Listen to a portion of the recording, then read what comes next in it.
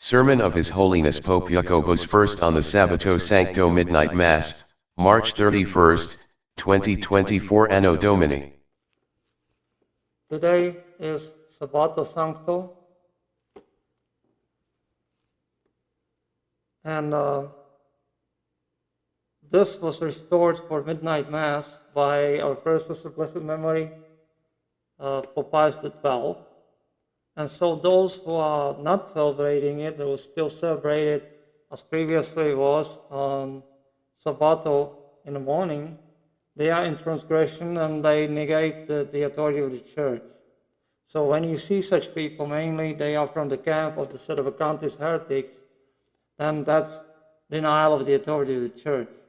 Because Pius XII truly restored it, he was petitioned to do so, and he did restore it. There's no indication that there were involvement of any of these enemies of the Church to institute something like this.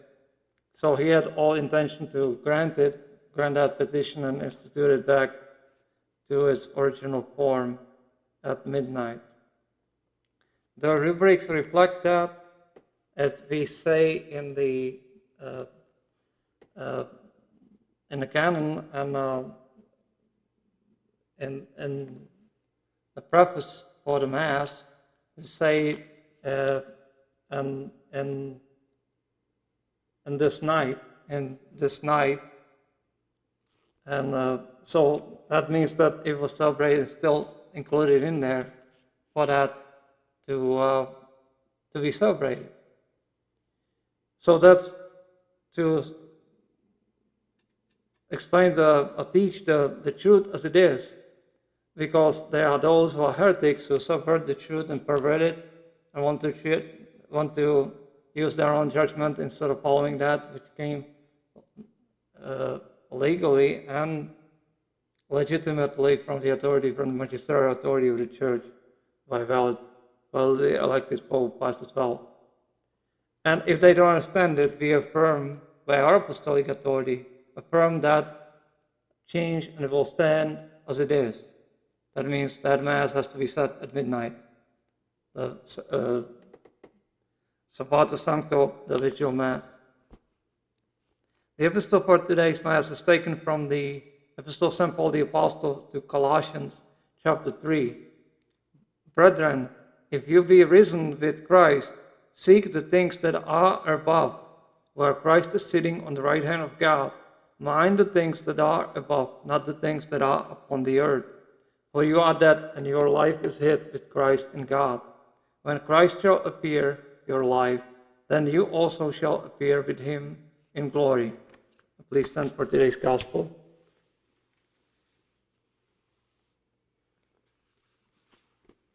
We should say tonight's Gospel.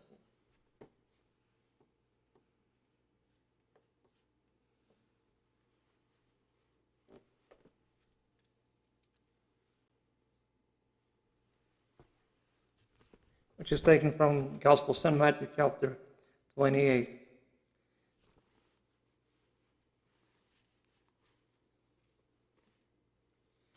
In the evening of the Sabbath, which dawned on the first of the Sabbath, came Mary Magdalene and the other Mary to see the sepulchre.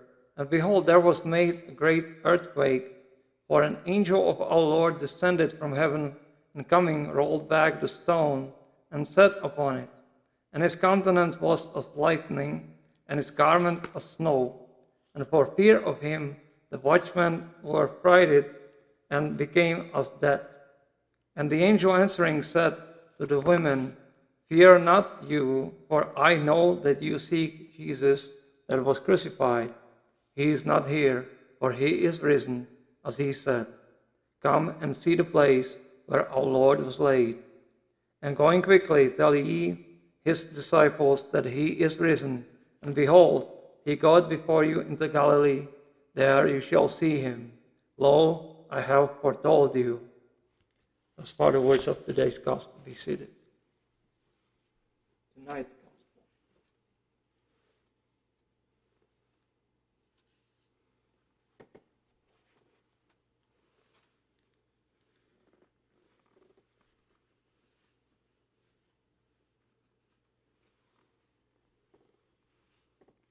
An angel answering said to the women, "Fear not you, for I know that you seek Jesus that was crucified. He is not here, for he is risen." In nomine Patris et Filii et Spiritus Sancti. Amen.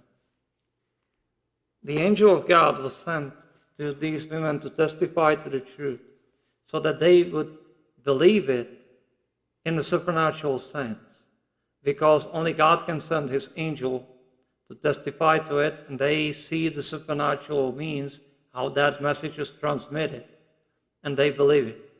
And God makes them to believe it, because what he does in supernatural way with the soul is called infused knowledge, that they would not, for the life of the world, change it in any way whatsoever.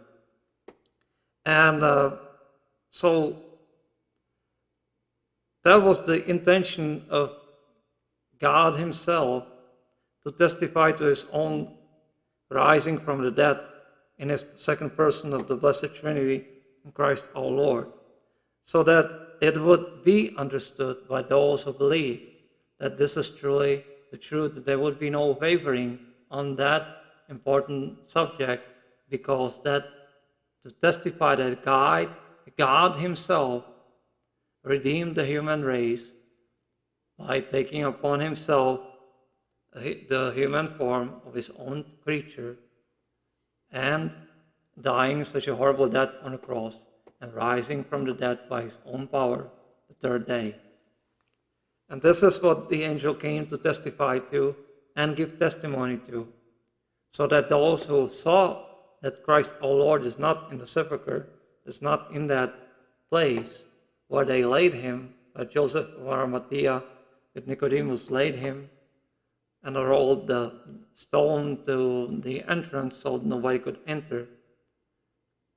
And the stone was heavy, so the women couldn't do it.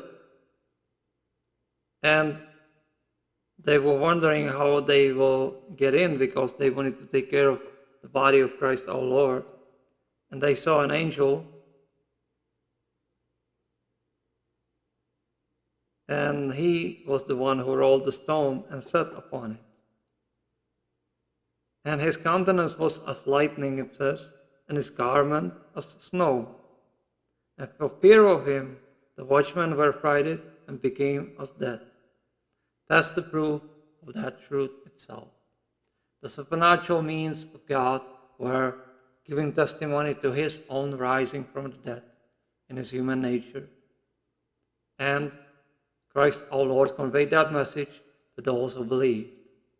And those who did not believe were so scared of that divine supernatural occurrence that they became as dead, it says. They could not move.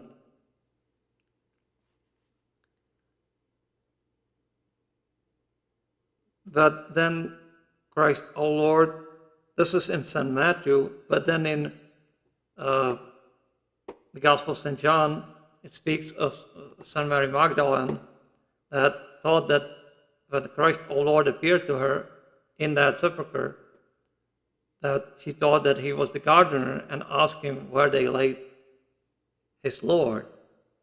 And then he revealed to her that that's truly him.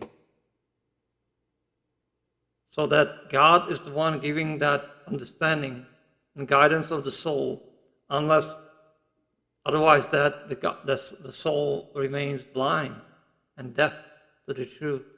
And he is the truth. And so those who are not helped by God to see the truth, they don't see it, because God is not helping them to see it. That's the common lot and proof from the Holy Scripture of today's world as it is. They don't see the defects of those who are his enemies of God. They don't see their heresies. They don't see their perversions. And they don't want to be servants of Christ. They want to just remain as they are, fulfilling what they think their obligation, and they are not fulfilling anything. Because to be helping the enemies of God is very grievous offense in front of God. And he will repay it, because they don't take care of what they believe and what they profess and practice. Of course, we referred to those who are heretics and excommunicated and outside the church. And so they are. So no matter how many times we could explain to them all these messages, they would be just like St. Mary Magdalene in the sense who could not recognize our Lord standing risen in the sepulchre as it is recorded in the Gospel of St. John on that subject. Until God revealed it to her and helped her to understand it by that divine grace and His speaking to her. And of course she wanted to be, but that's to illustrate that unless God gives the grace of conversion, no soul can convert. And because they would not, or they don't seek it, God is not giving it. And they remain where they are, as heretics, apostates, infidels, in the hands of the devil and his slaves. So for them this sermon is not intended, not because they wouldn't hear it, but because when they hear it, they don't do anything about it. They don't do anything that would be pleasing to God. They only accept it as a matter of curiosity, and such people are dead and surely on the way to hell. And there's nothing we can do for them because they don't want to be helped. But those who want to be helped, even though they may be tired and exhausted and perhaps disheartened by the difficulties and heavy crosses that the church has to bear and carry, not bury, but carry. Yet they still remain within the bosom of the church, the true church, the church that Christ our Lord instituted, and that remains standing and will remain standing always, because we are a truly divine institution, the Roman Catholic Church, outside of which there is no salvation. And no matter how many times the heretics try to justify their own false belief and heresies and false doctrines and theses and so forth, it doesn't make any difference, because in front of God they are still offending Him.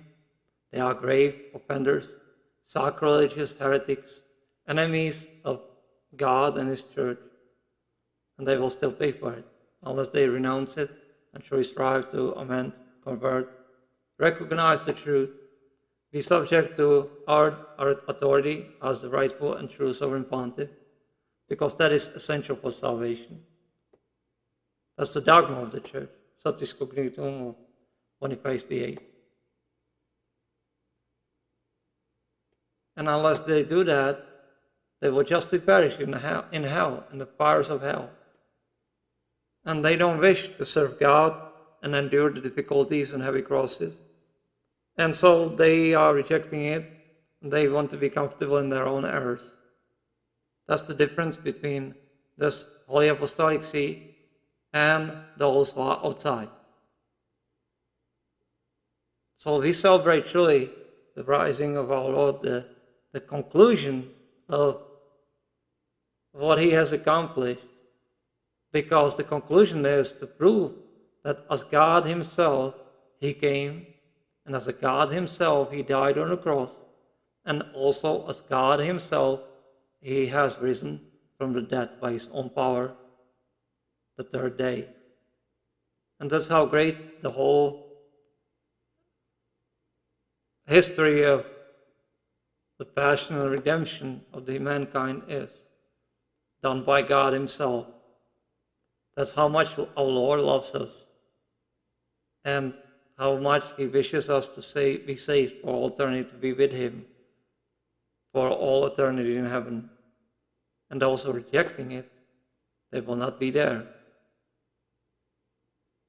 So, in closing of this short sermon, because it's after midnight, and because the ceremony is very long,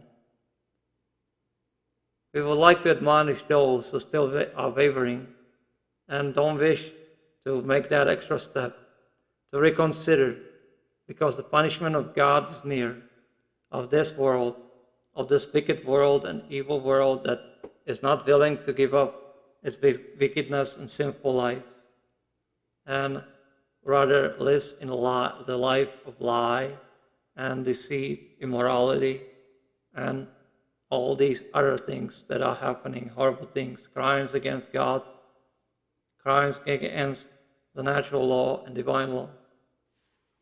So such people will not make it. And no matter how much secure they are, or they think they are today, in their own wickedness, at the end, they will stand up in hell unless they are converted by God and become truly Catholic. And those we will help if they are sincere and want to truly convert, and God will help. Because otherwise, we will know that they are insincere, because God will reveal it to us and help us to know it. By their own actions, they will be recognized.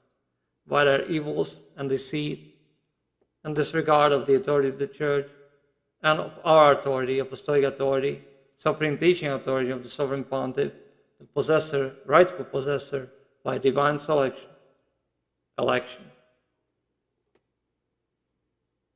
possessor of the keys to the kingdom of heaven, we will know it.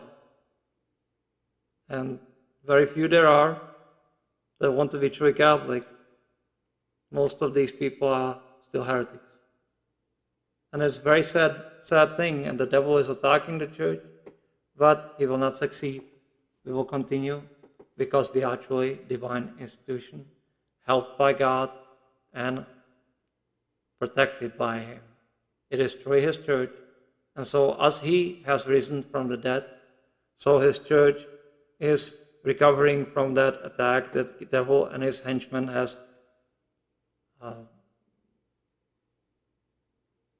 used against the Church in order to destroy her, and they will not succeed, and it will not happen.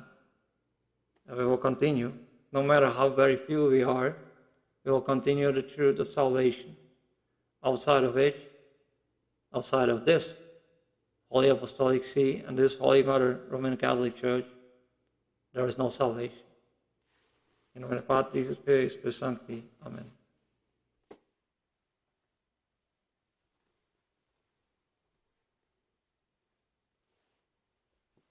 Benedictio Dei Omnipotenti, Pater et Filius et Spiritus Sanctus, descendat super vos, et maneat semper